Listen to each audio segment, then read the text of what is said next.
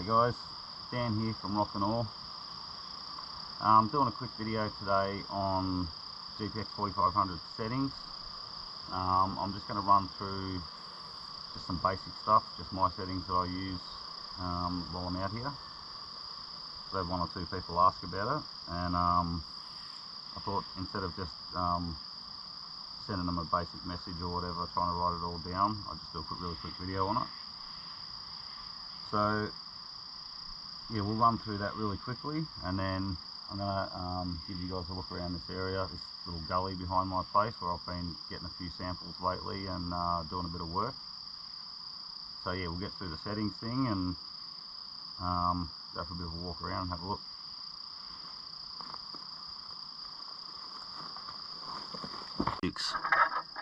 Obviously the front panel here. Search mode, you've got deep, general, and custom. I'll be in general, in the middle. Soil timings, I detect primarily in enhance. In central Victoria, obviously you guys would know it's very mineralised here and it's very hard to detect in normal mode, at least in the places that I detect mostly. I get too much feedback from the ground. Ground balance I detect in fixed almost all the time. There is a couple of places where I will switch to tracking, or a couple of situations where I'll use tracking, but I'm almost always in fixed. And coil RX switch, got double D mono and cancel. For the most part it'll be in mono because I use mono coils. So as far as the threshold, I detected that at about 1 o'clock, so about there. So that's the front panel, and I'll just get you around to the back and switch this on and show you that.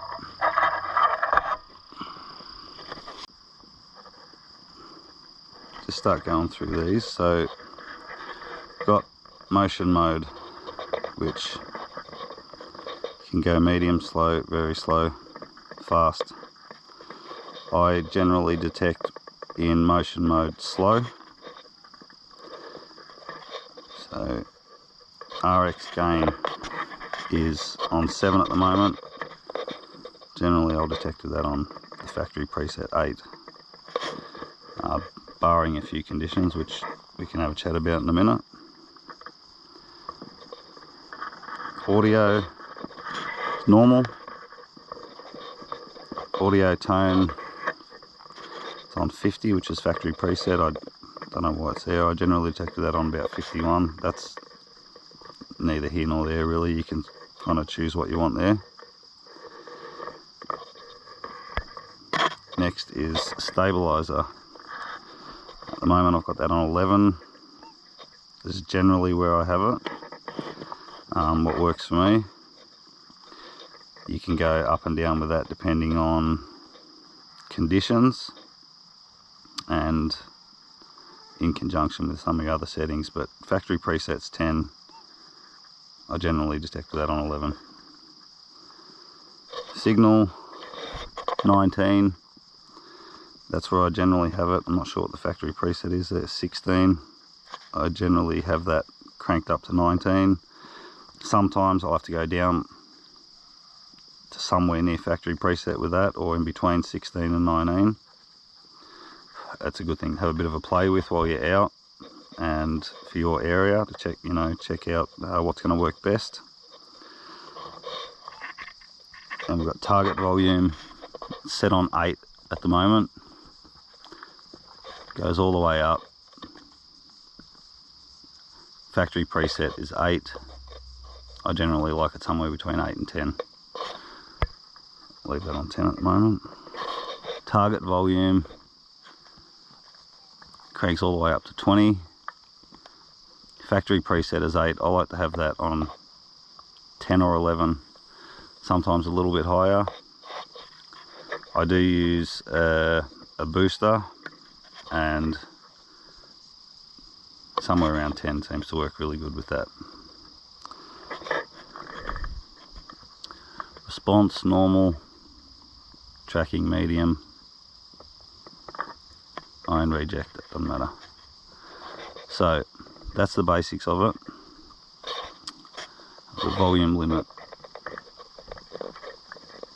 goes all the way up to 20. I don't know what the factory preset is, 12. There you go. Generally have that on somewhere near factory preset. So volume limit 12, ground balance type general. Manual tune I do use sometimes. I do like to try and just auto tune for the most part. If that doesn't work and I can't get the detector sitting nice and quiet, I will manually tune it. So you can crank that all the way up, goes up, don't know what number it goes to, long way, but yeah, you'll just have to sort of play with that depending on different conditions, even whether it's stormy and cloudy like it is today. You know, you might have to manually tune your detector and sort of have a play around with that. So yeah, we went through that: motion mode, RX gain, audio, tone, stabilizer. You know, yeah. So what I suggest for most people is whatever settings you use, that you just sort of have a bit of a play around with them while you're out, and particularly if you've run over a target that sounds like a bit of a faint deep target, I always like to just sort of mark out on the ground where that target is and just have a bit of a play around with my settings, which is how I've come to sort of use these settings, because I found that just notching things up, RX gain, signal, stabilizer, those types of things, going up or down one or two and then re-swinging over the target, and you can get a really good idea of where your settings were off a little bit, or if you were spot on with it. So yeah, that's about it. I mean, I like to keep it pretty simple. I don't generally muck around with my settings too much. You know, when I change from one coil to the next, this is the settings I use for the Coiltech Elite 14 inch. And I use the same settings for my 11 inch Commander coil as well. Don't really find that I need to change it between them two. I do have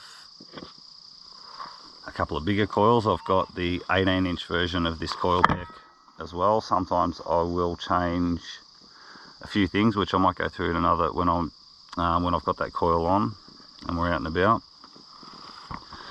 But yeah, in my area, this is what works generally. I spoke before about the detecting in enhance. I find that that's pretty much the only setting on the front panel that I can detect in. If I go to normal, I just generally have to deal with way too much ground noise. But there's some situations where I will use normal, like on mullock heaps that don't have a lot of clay and dirt mixed in with them, and they're pretty benign. I can use normal on those and generally punch down a bit deeper to find specimens. And there's a couple of other spots where I might go into normal and try. Generally like to give it a bit of a try wherever I am, because you will get better depth out of normal if it's quiet and if it's not picking up too much ground response.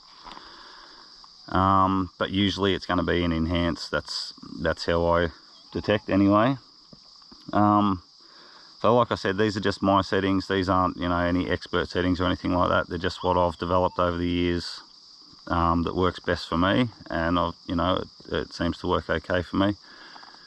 Yeah, if you guys got other ideas with these settings or want to chat about your settings or whatever, let us know in the comments, and yeah, we'll have a bit of a chat about it. But hopefully this helps anyone who might have just sort of recently got hold of a 45 or even a 5000 to get them started with some basic settings. I know a lot of people do detect in normal and get very frustrated with the amount of ground noise that they get, and just by altering a couple of things on the back in your settings too can really help out. So yeah, that's about it for that. So I'll take you guys for a bit of a look around this gully So I'll see you in a minute. Sorry, I did just forget to mention one thing. With the settings that I was just describing, more suited to, I use twin external speakers and a booster. I use a B&Z booster. So these are settings that I use with that. I know some people have said that if you're using standard COS UR30 headphones like this and they're plugged straight into your battery, that some of those settings in the back panel you could change to suit the headphones a little bit more. I don't know much about that, to be honest, because I don't use them. I don't think I've ever used these headphones because I had this set up to start with. So that's the settings that I use with the B&Z booster and the external speakers. So yeah, just thought I'd chuck that in. Alright, I'll see you guys in a minute. Hey guys, well, it's just starting to spit rain on me now and the sky's looking really nasty, so I'll have a bit of a walk around here anyway and have a look. This is a gully behind my house. It's got this big wall and it goes all the way up around the corner, up around there. It's made up of all these different layers of old compacted river wash, which is really cool. Got this grey layer down the bottom here with this little cave sort of been washed out. It goes up to this red conglomerate-y sort of layer where the rocks are a lot smaller. And you got this different layer here with bigger round rocks in it and quartz pieces and stuff. And yeah, the layers just keep changing as you go up, and then you got these clay layers. It's sort of red clay with this white clay sort of melting and dripping down off it. So it's pretty cool. I've taken some samples out of these guys in here, and they're so hard you can't really even get to them with a pick, and I've actually had to drill some holes in these to get some samples in the pan, but they've definitely got gold, flower gold in them. So that's something I'm going to do in another video pretty soon, is come and work on this a little bit and try and get some good samples out of this and anyway, and run them through the sluice and whatnot. But yeah, that's pretty cool. I'll take you up to towards the end of the gully and show you some more of it. There's another cave in here, look. Something's been living in there. It's just washed out. There's this quartz and stuff hanging from the roof. You can't even get it out. It's just cemented in. So it's pretty cool stuff. Anyway, yeah. See you in a minute. Hey guys. Oh, this is another section of that wall that I'm pretty interested in having a bit of a crack at. As you can see, this one is layered as well, with all the different colours, but it's got much bigger rocks in it for the most part. Whereas the other one was mostly like this stuff here that's in between, this little stuff, mostly big, this stuff. All these big chunks down here cemented in. And I haven't taken any samples out of this particular part yet, so we'll include that in the video. Got to be a bit careful because it does sort of, this whole thing really overhangs a lot. So I've got to be really cautious with the way I do it, but yeah, it should be a bit of fun anyway. It's nice looking stuff. I don't know if the different layers are going to hold, you know, they probably will hold different amounts of gold. Maybe some will have none, but I know there's going to be some in here, so should be a bit of fun anyway. And like I said, this wall just seems to stretch on for a fair bit there. I don't know if you can see, that's kind of the end of the gully up there. So, yeah, if we go up here, it hooks around the corner again here.